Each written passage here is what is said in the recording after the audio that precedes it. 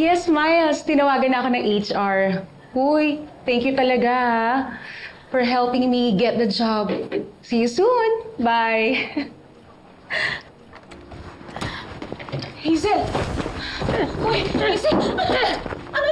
Aga-aga! Ang aga-aga! Ano nangyari sa'yo? Si Felma na naman ba? Oo. Yan talaga yung Felma na yan. Sumugod sa ospital kagabi.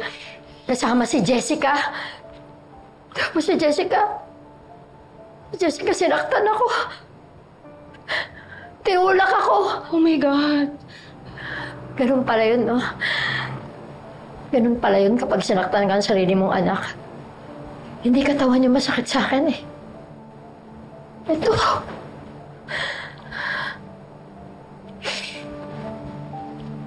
Sinaid na talaga ng Felma na yun ang pasensya ko, pas itutuloy ko na talaga ang demanda. Anong ebidensya mo? Yung video na walang ganap at illegal mong kinuhanan. Friend, wala kang bala laban sa kanila. Wala pa. Pero maghahanap ako.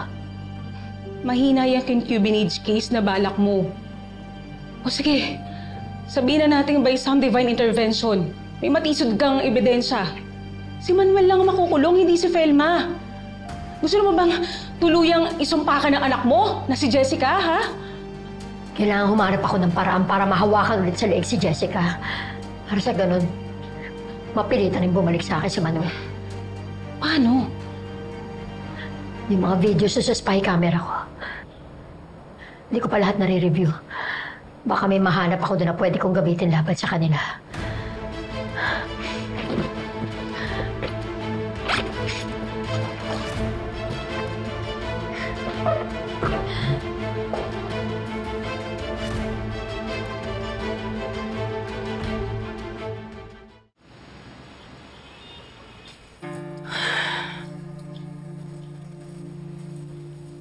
Grabe, Mars.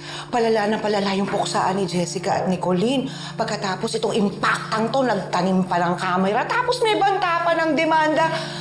Mars, kung convertible to cash, lahat ng mga problema mo dahil contractor life ka na ngayon. Whew.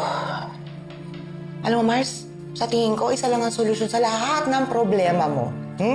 I-let go mo na yung mga borders mo. Dahil mula nung tumira sila sa bahay mo, dahil hindi ka na naubusan ng mga problema.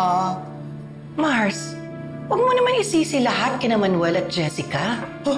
Mars, kanino ko isisisi? Diyan sa butiki sa Kisame? Yung tambay sa kanto? Kanino? Di ba sila ang problema? Kaya maya't maya, ginigera ka ng mga poon, ng mga impacta dahil sa kanila. Mars, bakit hindi mo sila mapakawalan? Eh, alam mo naman kung bakit. Ang gusto ko, pagbalik nila na Jeffrey at Andrea sa bahay, andun ang tatay nila. Wow! Memorize ko na yan, Mars! Alam mo, Mars, totoo lang, sinukuan ko na yung pangarap na yan na magkakapatawaran pa silang mag-aama. Mars naman, ang dami nang nangyari, ang dami na naganap, diba? O, kayo, ni Jeffoy, nagkapatawaran na kayo.